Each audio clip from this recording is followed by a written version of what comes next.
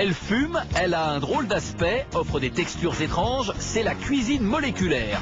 Une nouvelle gastronomie ultra chic qui était jusqu'alors l'apanage des grands chefs. Mais aujourd'hui, tout le monde peut apprendre à jouer les apprentis chimistes et préparer des recettes hallucinantes. Je vous propose maintenant, comme je sais que vous n'aimez pas cuisiner, eh bien tout de même de prendre un cours de cuisine grâce à 100% Mag. Est-ce que vous connaissez la cuisine moléculaire, Jean-Philippe? Jamais mangé en tout cas. Bon, et bien ça tombe bien, car grâce à 100% Mag, eh bien, vous allez apprendre les rudiments de cette discipline culinaire qui était auparavant réservée aux grands chefs et qui est désormais à la portée de tous, même de vous, Jean-Philippe. La preuve avec ce reportage de Frédéric Le Guenec et Anatole Toulousain. La cuisine moléculaire, c'est de la cuisine tout simplement.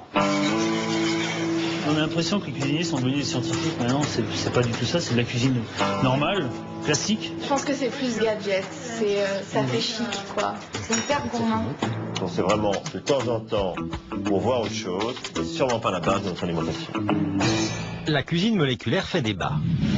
Xanthane, alginate, lactate de calcium, des noms scientifiques pour désigner les additifs naturels utilisés dans la cuisine moléculaire. Une branche de la gastronomie dans laquelle on privilégie l'aspect visuel et des textures étonnantes. Là, c'est une petite panna cotta de parmesan. Je fais des billes de chou-fleur. La cuisine moléculaire n'est plus la chasse gardée des grands chefs. Avec les coffrets et une formation de petits chimistes culinaires, on peut tenter ses propres recettes. Cours de cuisine, petit cadeau pour Caroline. Pour mon C'est anniversaire. 20 ans. Donc on va voir ce que ça donne. J'ai hâte. Au programme du cours, Stéphane et Caroline pourront découvrir une chantilly de foie gras, des spaghettis d'alcool de menthe et des billes de chou-fleur. Une première surprise, tout le monde a déjà, sans le savoir, cuisiné moléculaire. L'œuf sur le plat, c'est de la cuisine moléculaire. Vous transformez l'albumine translucide en quelque chose de blanc opaque. Ben voilà. Là, ce qu'on va faire, on va faire des expériences. Et surtout une chose, c'est que vous allez pouvoir vous faire une idée.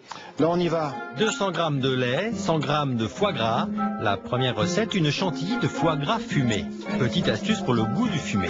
On peut mettre du canard fumé ou on peut mettre des lardons. On est peut-être dans la moléculaire, mais il faut quand même penser au goût. Et je trouve que le magret fumé est beaucoup plus féminin. Pardon? Je sens plus magret que lardon quand même. C'est vrai. Une fois le foie gras fondu, la recette va nécessiter l'utilisation d'un siphon. Et oui, la cuisine au siphon, c'est de la cuisine moléculaire. Le liquide sous pression va se transformer en chantilly, tartine de foie gras façon moléculaire. Vous voyez, il y a la texture qui est là.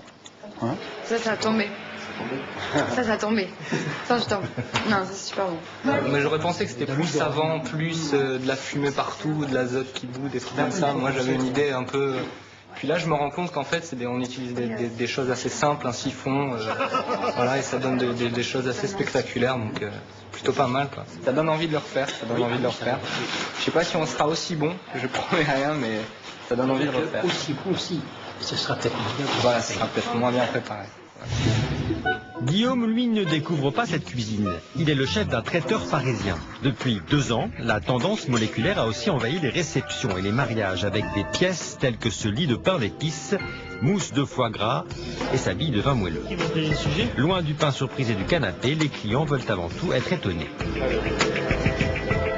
Donc là, c'est une panna cotta lait de coco avec petite sphère de mangue. On a voulu reconstituer un peu l'œuf coq avec sa petite mouillette à la framboise. Guillaume tient à nous démontrer que la cuisine moléculaire peut assister la gastronomie traditionnelle dans un plat connu de tous.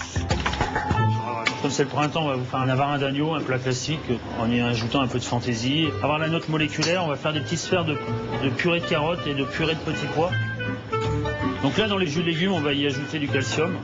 Là, c'est des pesées assez précises, c'est vraiment des quantités infimes. On va dire que pour 1 minute de jus de petits pois, je vais en mettre 8 grammes. Une fois le calcium intégré au jus de légumes, Guillaume prépare un bain composé d'eau et d'alginate. La poudre d'alginate provient d'une algue brune. Il s'agit d'un produit 100% naturel, notamment utilisé dans l'industrie agroalimentaire, sous le nom d'E401 ou E404.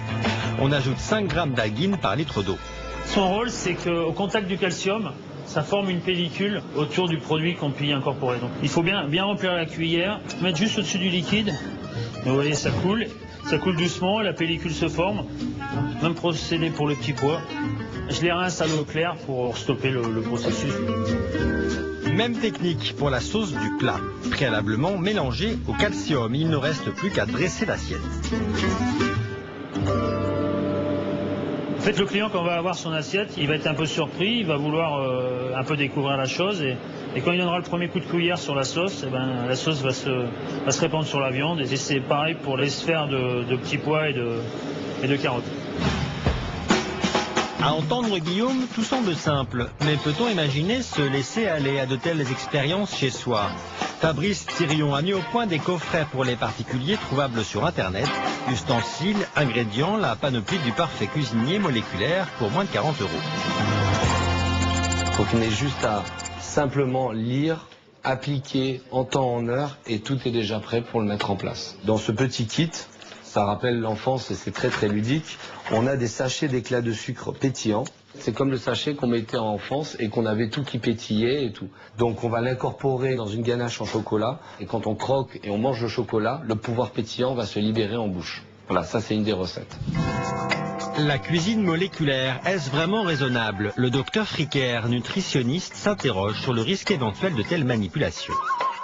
Le fait que les particuliers en fassent chez eux n'est pas dangereux à partir du moment où ça reste l'exception, et à partir du moment où l'utilisation des additifs est vraiment suivie comme il faut en suivant le kit d'emploi. En revanche, avec certains additifs en cas de surdosage, là, ça risquerait d'être néfaste. Nous retrouvons Stéphane et Caroline qui ont décidé de faire découvrir la cuisine moléculaire à leur ami Johan. On va te faire découvrir nos talents de chef cuisinier moléculaire. Pour être sûr de bluffer leur ami, ils s'attaquent à une recette facile. Donc je vais faire des billes de sirop de cerise que je vais accompagner avec une chantilly. A priori, je suis assez confiante. Notre couple se lance immédiatement dans la recette. Au bout de quelques minutes, On peut voir que le sirop est très... Je pense qu'on a oublié de l'eau. On s'est cru trop fort en fait, mais en fait on s'est planté. Donc les recettes, mélanger 20 centilitres de sirop de fraise, 20 centilitres d'eau et un sachet de 4 grammes. Déjà un peu moins consistant que tout à l'heure. Ah non, mais là c'est pas... Avec de l'eau, ça va tout de suite beaucoup mieux. Donc on va dresser l'assiette avec une petite crème fouettée. Bon appétit et bonne dégustation. Alors, Johan, verdict? En fait, on a fait un peu trop les grandes bouches en disant qu'on est des grands chefs moléculaires. En fait, c'est pas si facile que ça. On n'attendait pas non plus d'avoir des grands chefs pour 3 heures de cours, mais c'est déjà pas mal après les petites billes et c'est vraiment bon, quoi. Il dit ça pour nous flatter, mais j'espère que c'est vraiment bon, quoi. Il y a une façon de manger moléculairement